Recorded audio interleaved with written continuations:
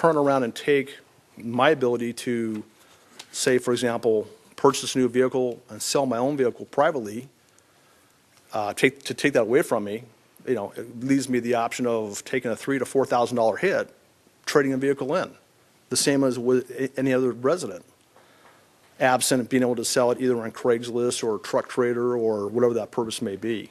So I'm simply trying to address the simple fact that we as residents live here, a lot of us work here, we do business here, we have legitimate purposes for being there. Those with legitimate purposes for being parked on a city street shouldn't be kept from being able to have that signage. So thank you for your time. If Thank you you. have questions, I think everybody has a copy of what I... We're in receipt of your letter as well, Paul. It obviously gives you some pictures. You kind of maybe understand from that too. So Thank you. Jeffrey, I have a question on a, could you come up here for a minute, please? I didn't know. Could you move? I can't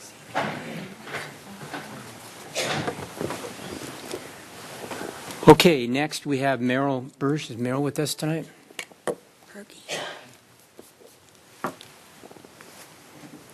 Again, if you could keep your comments to 3 minutes, Merrill, I appreciate it. I'll try.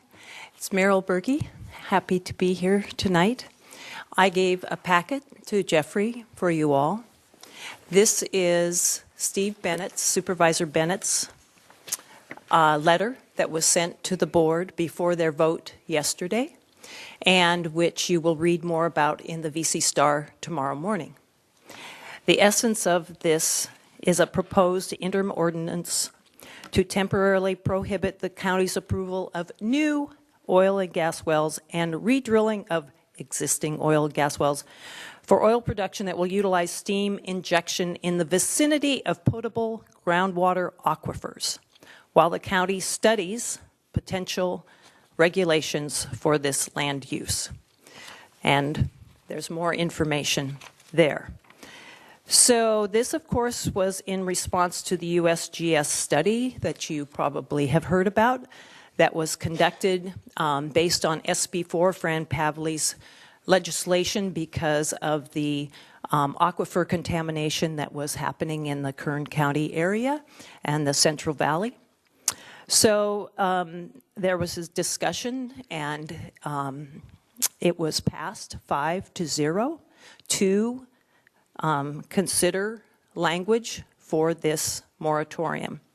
Now, why I'm bringing it to you now is because in 2 weeks, on the Tuesday before your next meeting, there will be another vote on the actual language. And I wanted to, in particular, Mr. Bennett, Supervisor Bennett calls out the Peak Energy Project, which, as you probably already well know, is right over on Sturgis Road.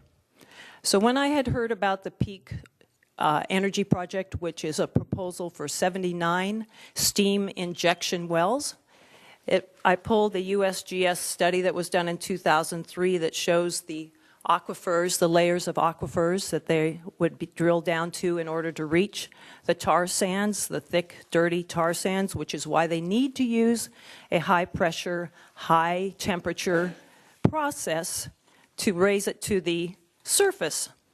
So there's a map of where it is. This is from the Peak Energy application.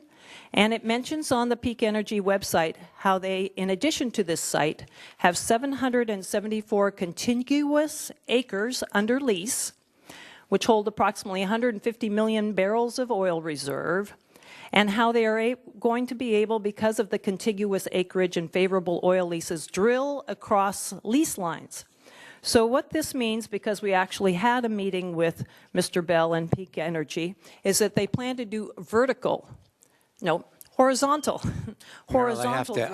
I'm sorry, I have to keep everybody at 3 minutes. So please study this, and as members of the largest municipal water system, because you have a water well at the airport, please make your concerns known to your voting supervisors.